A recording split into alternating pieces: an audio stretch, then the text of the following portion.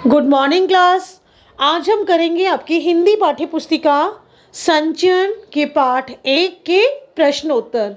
पाठ का नाम है हरिहर काका। पाठ पढ़ते समय हमने जाना ही था कि हरिहर काका पहले किस स्वभाव के थे, किंतु उनके जीवन में 2 घटनाएं ऐसी घटित हुई जिसके कारण उन्होंने हमेशा के लिए चुप्पी साध ली और मौन साध लिया। तो यहाँ वे कौन सी घटनाएं हुई, उन घटनाओं का क्या परिणाम हुआ, हरिहर काका का पहले स्वभाव कैसा था, बाद में उनमें परिवर्तन क्यों आया, इन सब से संबंधित ही प्रश्नोत्तर हम यहाँ पूरे करेंगे। आइए पाठ से संबंधित पहला प्रश्न देखें। पहला प्रश्न है, कथावाचक और हरिहर काका के बीच क्या संबंध है और इसके क्या कारण हैं। कथावाचक यानी कि कथा का वाचन करने वाला, और यहाँ कथा का वाचन किसने किया है? लेखक ने। तो हमें यहाँ इस प्रश्न के उत्तर में बताना है कि लेखक और हरिहर काका के बीच क्या संबंध है और उन संबंधों का कारण क्या है।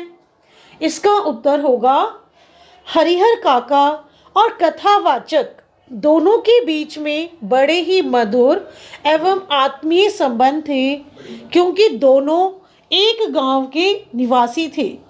कथावाचक गांव के चंद लोगों का ही सम्मान करता था और उनमें हरिहर काका एक थे।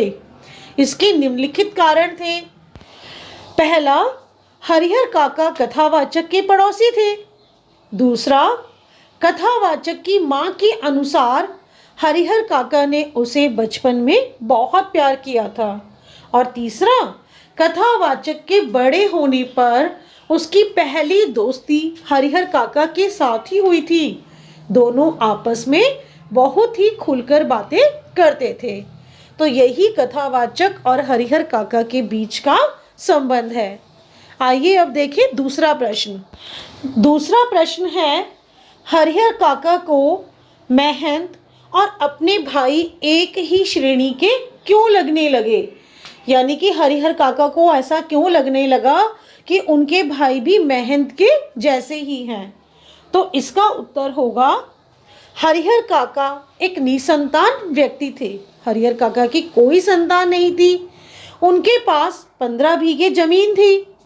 हरिहर काका के भाइयों ने पहले तो उनकी खूब देखभाल की, परंतु धीरे धीरे उनकी पत्नियों ने काका के साथ दुर्व्यवहार करना शुरू कर दिया। महंत को जब यह पता चला तो वह बहला फुसलाकर काका को ठाकुर बाड़ी ले आए और उन्हें वहां रखकर उनकी खूब सेवा की। लेकिन सेवा के पीछे उनका स्वार्थ था। महंत का स्वार्थ था कि वे उसकी जमीन लेना चाहते थे। साथ ही उसने काका से उसकी 15 बीघे जमीन ठाकुर बाड़ी के नाम लिखवाने की बात की। काका ने जब ऐसा करने से मना किया तो महंत ने उन्हें मार पीट कर जबरदस्ती कागजों पर अंगूठा लगवा लिया। तो यहाँ महंत ने काका के साथ कोई अच्छा व्यवहार तो किया नहीं था। इसी बात पर दोनों पक्षों में जमकर झगड़ा हुआ। दोनों ही पक्ष स्वार्थी थे। वे हरिहर काका को सुख नहीं दुख देने पर उतारू थे। उनका हित नहीं अहित करने के पक्ष में थे। दोनों का लक्ष्य एक ही था, और वह लक्ष्य क्या था? हरिहर काका की जमीन हथियाना। इसके लिए दोनों ने ही काका के साथ छल व बल का प्रयोग किया। इसी कारण हरिहर काका को अपने भाई और महंत एक ही श्रेणी के लगने लगे। आइए अब देखें प्रश्न संख्या 3। ठाकुर बाड़ी के प्रति गांव वालों के मन में अपार श्रद्धा के जो भाव हैं, उससे उनकी किस मनोवृत्ति का पता चलता है। यानी कि इस प्रश्न में पूछा गया है कि गांव के लोगों की मनोवृत्ति बताइए कि ठाकुर बाड़ी के प्रति उनकी मनोवृत्ति कैसी थी। उत्तर होगा कि ठाकुर बाड़ी के प्रति गांव वालों के मन में अपार श्रद्धा के जो भाव हैं, उनसे उनकी ठाकुर जी के प्रति भक्ति भावना, आस्तिकता, प्रेम तथा विश्वास का पता चलता है। वे अपने प्रत्येक कार्य की सफलता का कारण ठाकुर जी की कृपा को मानते थे। आइए अब देखें प्रश्न संख्या 4। प्रश्न संख्या 4 में पूछा गया है कि अनपढ़ होते हुए भी हरिहर काका दुनिया की बेहतर समझ रखते हैं। कहानी के आधार पर स्पष्ट कीजिए। यानी आपको कहानी के आधार पर बताना है कि हरिहर काका को दुनिया की बेहतर समझ कैसे थी, उन्होंने यह ऐसा कौन सा काम किया था। तो इसका उत्तर होगा कि अनपढ़ होते हुए भी हरिहर काका दुनिया की बेहतर समझ रखते हैं। वे जानते हैं कि जब तक उनकी जमीन जायदाद उनके पास है तब तक सभी उनका आदर करते हैं। ठाकुर बारी के महंत उनको इसलिए समझाते हैं क्योंकि वह उनकी जमीन ठाकुर बारी के नाम करवाना चाहते हैं। उनके भाई उनका आदर सत्कार जमीन के कारण करते हैं। यानी कि हरिहर काका यह जान चुके थे अपनी समझ के कारण ही कि चाहे वे उनके भाई हो या चाहे ठाकुर बारी के महंत अथवा पुजारी, वे सब उनका सत्कार इसीलिए कर रहे हैं क्योंकि उन्हें जमीन का लालच है। हरिहर काका ऐसे कई लोगों को जानते हैं जिन्होंने अपने जीते जी अपनी जमीन किसी और के नाम लिख दी थी। बाद में उनका जीवन नरक बन गया था। वे नहीं चाहते थे कि उनके साथ भी ऐसा हो। तो यहाँ जो हरिहर काका ने अपनी जमीन ना ही तो अपने भाइयों के नाम लिखी और ना ही ठाकुर बारी के महंतों के नाम, यह सब किस कारण से किया? अपनी दुनियादारी के प्रति बेहतर समझ होने के कारण। आइए अब देखिए प्रश्न संख्या 5। प्रश्न 5 में पूछा गया है कि हरिहर काका को जबरन उठा ले जाने वाले कौन थे, उन्होंने उनके साथ कैसा बर्ताव किया। तो पाठ पढ़ते समय हमने यह जाना ही था कि ठाकुर बारी के महंतों के द्वारा हरिहर काका का अपहरण किया था, उन्होंने उनके साथ बहुत ही दुर्व्यवहार किया था। तो यहाँ इसका उत्तर होगा महंत के संकेत पर, यानी कि महंत के कहने पर ही ठाकुर बारी के साधु संत हरिहर काका को उठाकर ले गए थे। पहले उन्हें समझा बुझाकर सादे कागज पर अंगूठे का निशान लेने का प्रयास किया गया और सफलता न मिलने पर जबरदस्ती निशान लेकर हाथ पांव और मुंह बांधकर उन्हें कमरे में बंद कर दिया गया था। तो यहाँ हम लिखेंगे कि ठाकुर बारी के महंतों के द्वारा ही उनका अपहरण किया गया था और उन्होंने उनके साथ बहुत ही बुरा व्यवहार किया था। प्रश्न संख्या 6 में पूछा गया है कि हरिहर काका के मामले में गांव वालों की क्या राय थी और उसके क्या कारण थे। तो पाठ पढ़ते समय हमने जाना ही था कि हरिहर काका के मामले को लेकर गांव 2 पक्षों में विभक्त हो गया था। एक पक्ष हरिहर काका के भाइयों के समर्थन में था, अर्थात वे लोग चाहते थे कि हरिहर काका की जमीन उसके भाइयों को मिलनी चाहिए, और दूसरा पक्ष ठाकुर बारी के समर्थन में था, अर्थात वे लोग चाहते थे कि जमीन ठाकुर जी के नाम लिख देनी चाहिए। तो यहाँ इसका उत्तर होगा हरिहर काका के मामले में गांव के लोगों के 2 वर्ग बन गए थे।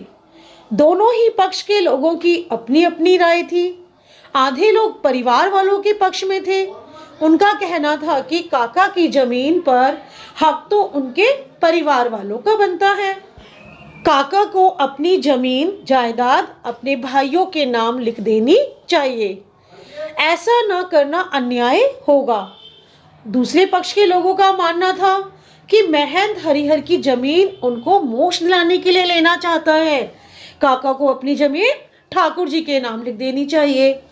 इससे उनका नाम या यश भी फैलेगा और उन्हें सीधे बैकुंठ अर्थात स्वर्ग की प्राप्ति होगी। इस प्रकार जितने मुंह थे उतनी बातें होने लगी। प्रत्येक का अपना मत था, यानी अपनी राय। इन सब का एक कारण था कि हरिहर काका विधुर थे, अर्थात हरिहर काका की पत्नी मर चुकी थी और उनकी अपनी कोई संतान न थी जो उनका उत्तराधिकारी बनता। 15 बीघा जमीन के कारण इन सब का लालच स्वाभाविक था। किनका? उनके भाइयों का और ठाकुर बारी के महंतों का, साधु संतों का। तो ये सब किस कारण से ऐसा कर रहे थे? हरिहर काका की जमीन को हथियाने के कारण ही। प्रश्न संख्या 7 है, कहानी के आधार पर स्पष्ट कीजिए कि लेखक ने यह क्यों कहा, अज्ञान की स्थिति में ही मनुष्य मृत्यु से डरते हैं। ज्ञान होने के बाद तो आदमी आवश्यकता पड़ने पर मृत्यु को वरण करने के लिए तैयार हो जाता है। आपको याद होगा ही कि पाठ पढ़ते समय हमने यह पंक्ति कहाँ पढ़ी थी कि जब हरिहर काका के भाइयों के द्वारा हरिहर काका को धमकाया जा रहा था तो हरिहर काका ने बिल्कुल निडर होकर उनका सामना किया था। इस प्रश्न का उत्तर होगा कि लेखक ने यह इसलिए कहा है क्योंकि अज्ञान की ही स्थिति में अर्थात सांसारिक आसक्ति या नश्वर संसार के सुख की इच्छा के कारण ही मनुष्य मृत्यु से डरते हैं। जब उन्हें यह ज्ञान हो जाता है कि मृत्यु तो अटल सत्य है, वह तो आनी ही है, क्योंकि जो इस धरती पर जन्म लेता है उसकी मृत्यु तो निश्चित है, तथा जब यह शरीर जीर्ण शीर्ण हो जाता है तो इस मृत्यु के माध्यम से प्रभु हमें नया शरीर और नया जीवन देते हैं। तब वे मृत्यु से घबराते नहीं, डरते नहीं, बल्कि मृत्यु आने पर उसका स्वागत करते हैं, अर्थात उसका वरण करते हैं। तो यहाँ भी हरिहर काका यह बात बिल्कुल जान चुके थे कि उनकी एक ना एक दिन तो मृत्यु निश्चित है। इसीलिए जब उनके भाइयों के द्वारा उन्हें डराया गया, धमकाया गया, तो उन्होंने डर कर भी अपनी इच्छा से कागजों पर अपना अंगूठा नहीं लगाया, बल्कि उनके भाइयों ने जबरदस्ती उनसे ऐसा करवाया।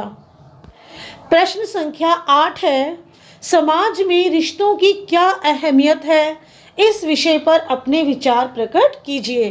तो इस प्रश्न का उत्तर लिखते समय आप अपनी समझ और अपनी सूझ का भी प्रयोग कर सकते हैं। आप अपनी भावनाओं का प्रयोग करते हुए, अपनी समझ का प्रयोग करते हुए इस प्रश्न का उत्तर लिख सकते हैं। इस प्रश्न का उत्तर कुछ इस प्रकार होगा कि आज समाज में मानवीय मूल्य तथा पारिवारिक मूल्य धीरे धीरे समाप्त होते जा रहे हैं, अर्थात रिश्तों की अहमियत धीरे धीरे खत्म होती जा रही है।